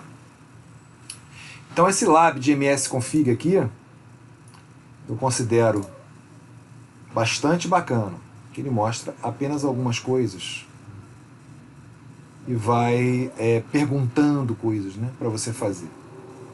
Muito bacana também. Perguntas e respostas, reflexão. Qual a vantagem de desativar um serviço na configuração do sistema? Então o aluno tem que responder aqui. Aí tem um gabarito aqui, certo? Em que momento você usaria a inicialização de programas, de ferramentas? Como esse aqui é o guia do instrutor, tem um gabarito. Tá? Assim, pedagogicamente falando, como é que a gente pode usar as respostas, né, a esses labs? A gente pode usar para discussão, né? A gente pode jogar, olha só, o gabarito aqui da Cisco mostra isso. Vocês concordam? Discordam? Né? E aí abre-se uma discussão. Tá? CLI do Windows. Uma grande introdução ao Linux. Né? Então tem vários arquivos aqui de CLI do Windows. Tá? E ele dá aqui práticas, né? Criar um diretório, né? Colocar arquivos nas pastas. Tudo bem? Então, são realmente... É uma prática bacana essa aqui também da linha de comando. Né? Inclusive, existem... A linha de comando é importante para quê? Para que o técnico de suporte crie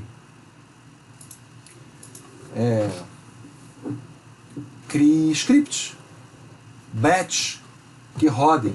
Por exemplo, se ele faz sempre a mesma coisa, cria uma pasta, põe na pasta aqui, ele cria um script batch com isso. Né? E hoje em dia a gente tem o PowerShell que faz praticamente tudo. Hoje em dia, desde o Windows XP, né? Tem o PowerShell, você faz praticamente tudo, a exemplo do Linux, por linha de comando. Né? Beleza? O que mais? Próximo. Utilitário de sistema. Esses MMCs, né?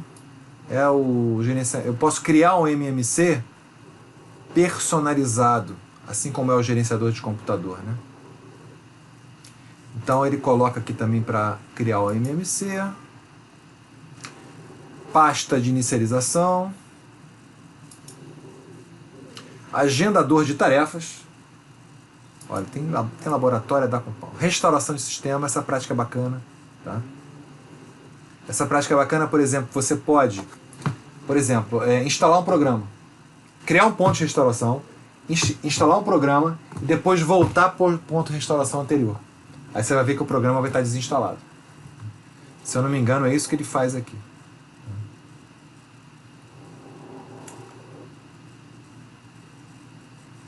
Recuperação. criar um ponto de recuperação, depois restaurar. Ele faz para criar e restaurar. Na hora da restauração, olha, ele tem... Ah, não, essa é uma outra coisa. Né? Restaurou. Pronto. Isso aqui é legal. Ativar ou desativar recursos do Windows. Né? Isso aqui é bastante bacana também, que às vezes você quer instalar um servidor ou outro, por exemplo, servidor de IIS. Né? É por aqui que você vai instalar isso aqui. Aqui, é esse mesmo IIS que ele instalou, tá vendo? E aí ele faz isso. Então essa prática também é bastante bacana.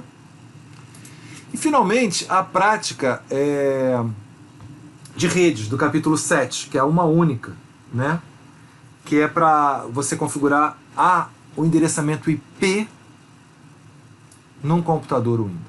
Isso é muito importante, vai usar direto. Isso eu vou mostrar para vocês agora para a gente fechar essa questão dos laboratórios. Tá? Então a gente pode aqui, ó, ou aqui, botão direito, abrir central de redes e compartilhamento, tá? Ou a gente pode aqui, botão direito no botão iniciar, né? E ir no painel de controle. E a gente tem também, se a gente digitar rede aqui, central de rede de compartilhamento. Também vai cair no mesmo lugar, tá? Aqui a gente tem alterar as configurações do adaptador. E aqui a gente tem botão direito, propriedades no adaptador. No protocolo TCP/IP versão 4.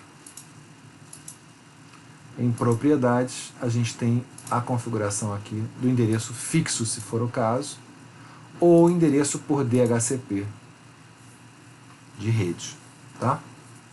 Isso é muito importante o aluno saber que ele vai fazer isso o tempo todo em sala de aula. Tá bom, pessoal? E aí? O que vocês acharam? Tem muita prática esses capítulos, né? O capítulo de sistema operacional é importante, é legal, né?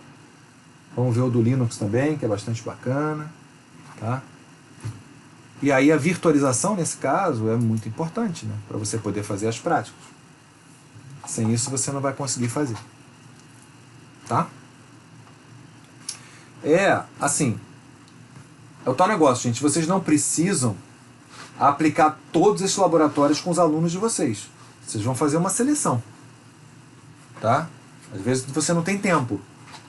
Você vai fazer uma seleção de laboratório. Né? Ou você pode, como você tem os arquivos Word na tua mão também, você pode pegar um pouquinho de cada um, e colocar num roteiro personalizado teu. Tá certo? Então é tudo isso. Na versão 7, a gente observou, o IT Essentials versão 7, a gente observou que não tem tantos screenshots, não tem tantos print screens, né? Não tem muitas telas, é mais assim o roteiro mesmo. Eu acho que aí fica mais fácil até de você copiar e colar e fazer um Frankenstein ali, uma prática Frankenstein. Tá? Beleza? Ok, gente?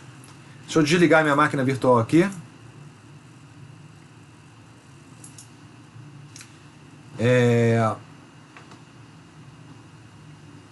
Beleza. Agora,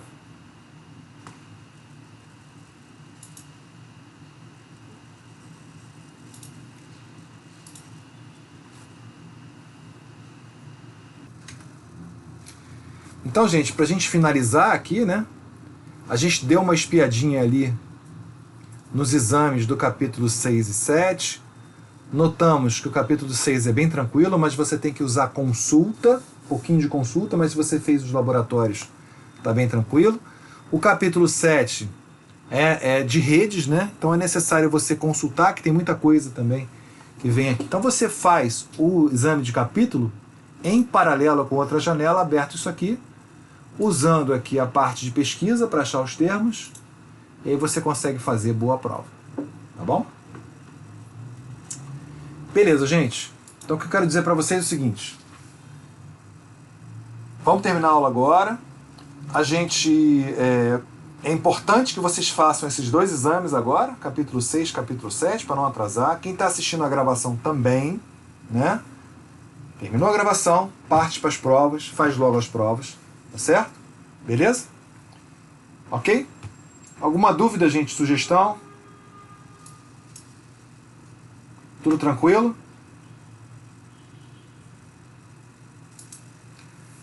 Beleza, gente. Então, nós vamos ter aula de novo na quinta-feira, tá? Aula de quinta-feira, de acordo com o nosso planejamento. A gente vai ver os capítulos 8 e 9, tá? Então, para a aula que vem, assistam os vídeos dos capítulos 8 e 9. Aqui, mais uma dica para os professores. Ó. O que eu fiz? Aqui em avisos, eu fiz uma programação de mensagens. Vocês devem estar recebendo e-mail do sistema, dando aí as dicas de quais os capítulos que são para assistir, né? Então eu programei tudo isso, né? Ah, tá, tudo bem. Eu programei isso aqui para mandar para vocês em certas datas, tá vendo? Atrasado, ó, tá vendo? Então, ele vai postar para vocês. Então, os capítulos 8 e 9, que são da aula passada, ele vai, dia 5 de fevereiro, que é amanhã, às 12 horas, ele vai mandar esse e-mail para vocês. Avisando, lembrete, né? Tá bom, galera? Falou, então, tenho aí um bom estudo. Qualquer coisa, a gente está no WhatsApp lá, tá? Valeu, gente. Grande abraço.